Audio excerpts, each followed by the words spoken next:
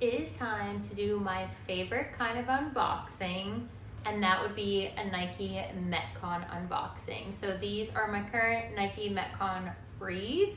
If you don't know this about me, I have every version of that shoe.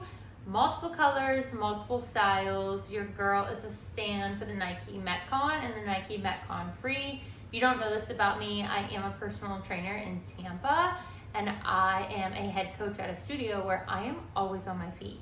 So those shoes are perfect because we do cardio, we do strength training, and we have hybrid classes. And when you stand on your feet all day long, your footwear literally is critical. Like, it's imperative you have solid footwear. So of course I had to go to my favorite, Box Basics.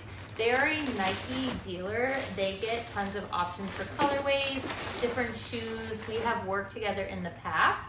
I did buy these myself. This is not a sponsored post this time.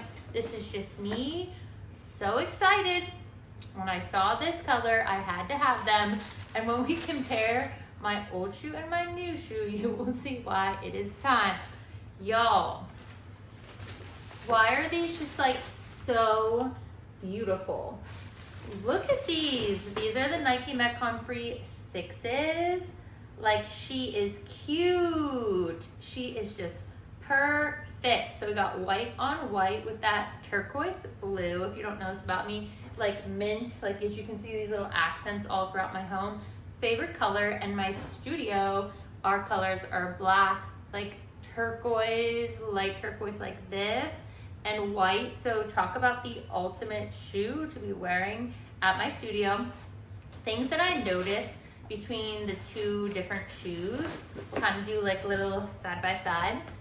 These clearly have been like worn to the max. And even though I wear these all the time, like the tread, you know, it's worn off a lot, but like never felt like I'm slipping. What I do notice is this compared to this. So if you see that this looks a little more narrow than this is, and when you compare them side by side, the length is the same, but the new Nike Metcon Free 6s, they look a little higher. Like the ankle area is definitely a little higher, which means you're gonna get more stability with that shoe.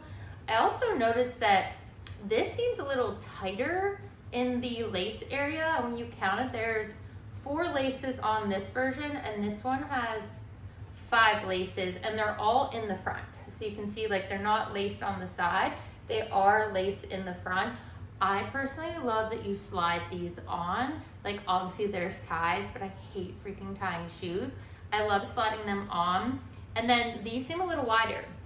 So why that's important is when you are lifting in these, because you can, a wider toe box and a wider base means you can splay your toes so you can push down more. That is literally critical for heavy lifting.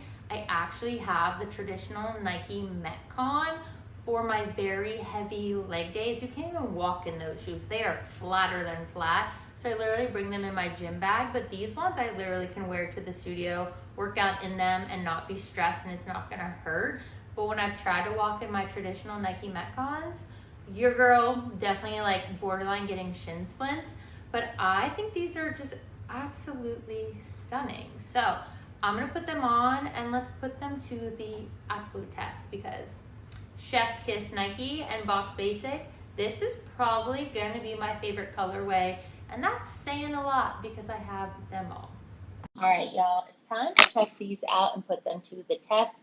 First thing I noticed was that they were snug when I was putting them on, which is actually a really good thing. My previous ones only had 4 lace holes, not 5, so nothing was really holding my ankle in, and there was actually too much space. So these ones feel actually stable and secure, and they obviously just look super cute.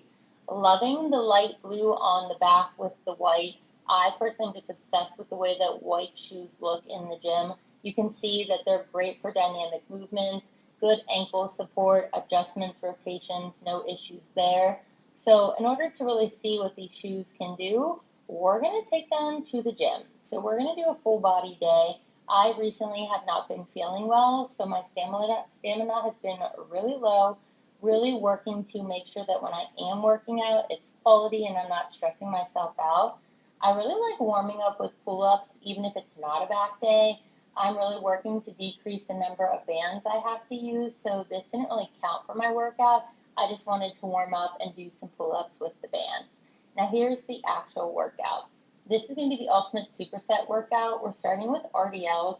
RDLs are actually a full body exercise. I know everybody emphasizes them for the glutes because of the glute hamstring engagement, and yes, it's good, but when you go heavy, you're working your back, you're working your shoulders, you're working your biceps, you truly are getting the absolute most.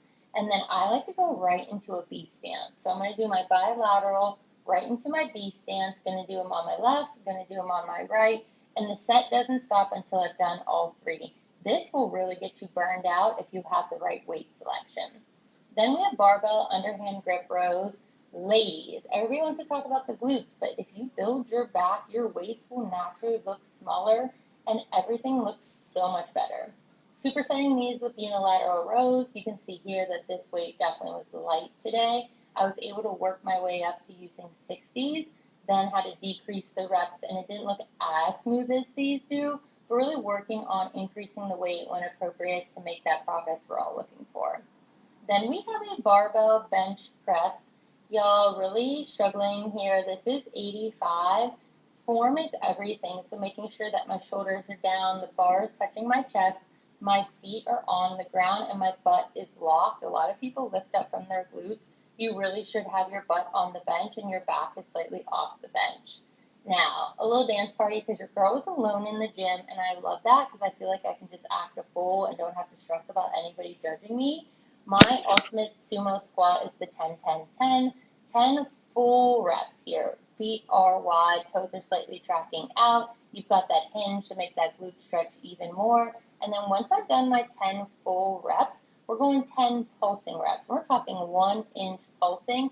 You want that glute to stretch and you want it to work for as long as possible. So we're ending with the 10-second hold, really just focusing on driving the hips back. I like to slightly angle my dumbbell so I get a little bit more range of motion out of it. And I know I'm in the right spot because I can wiggle my toes.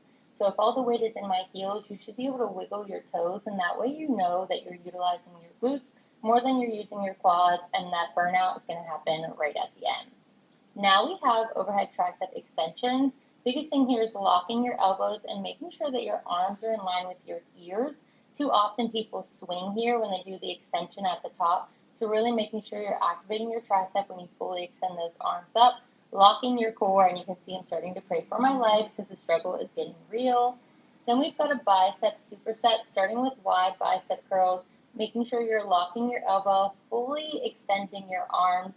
Too often I see people curling their entire body, utilizing their trunk because they're using weights they have no business using. I'm using 15s here, and when I go right into those hammer curls, the struggle happens at like the 5th rep. You can see that like I'm starting to focus on my breath, really pushing that movement, but again, my elbows are locked, the dumbbells are touching my shoulders, and I'm fully extending out the bottom so it stays in my body. Now we have the ultimate superset for your shoulders. We have a front to lateral raise, really making sure that we're not swinging, slightest bend in our elbow, coming to shoulder height, but controlling that motion. I absolutely love these, and they have your shoulders looking so good. Y'all, if you try this workout, definitely comment below. Let me know what you're thinking, and if you have a request for the next video, drop it in the comments, and I'll see you soon. Try this workout.